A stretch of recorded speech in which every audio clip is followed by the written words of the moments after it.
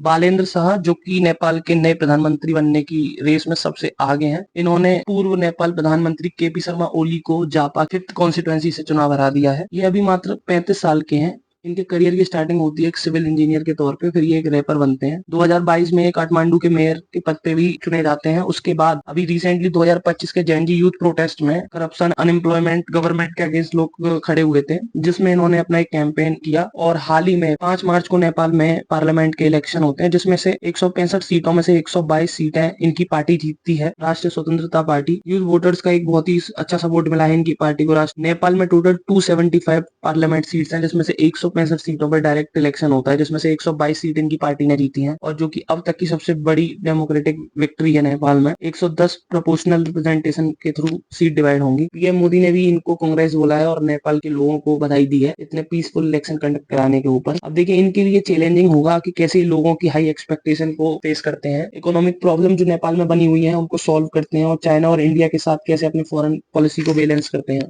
देखना होगा आगे चल के कि कैसे अपनी कंट्री को ये ग्रोथ इकोनॉमी में कन्वर्ट करते हैं, क्योंकि इनके कुछ वादे थे जो इन्होंने पॉलिटिकल कैंपेन के थ्रू किए थे, जिसमें अपने लोगों की पर कैपिटा इनकम को डबल करना भी था। इंडिया के लिए नेपाल में डेमोक्रेसी बनाना है ना बहुत ही जरूरी है, क्योंकि नेपाल एक बफर कंट्री है इंडिया और चाइना के बीच में। देखना होगा आगे कैसे नेपाल और इंडिया के रिलेशन बने रहते हैं। इनका प्रधानमंत्री बनना तय इसलिए बताया जा रहा है क्योंकि इन्होंने डायरेक्टली केपी शर्मा ओली के अगेंस्ट इलेक्शन लड़ा था और इनको 68,000 से ज्यादा वोट्स मिले हैं, और दूसरे पॉइंट पर केपी शर्मा ओली को उसी कॉन्स्टिट्यूएंसी से 18,000 से ज्यादा वोट मिले हैं। एक मेजर मार्जिन से जीतना, जो कि फॉर्मर प्राइम मिनिस्टर के अगेंस्ट, और इनकी एक इमेज, पॉलिटिकल इमेज यूथ के बीच में अच्छी बनी हुई है। तो हो सकता है कि आने वाले नेपाल के प्रधानमंत्री आपको देखने को मिलेंगे बालेंद्र शाह।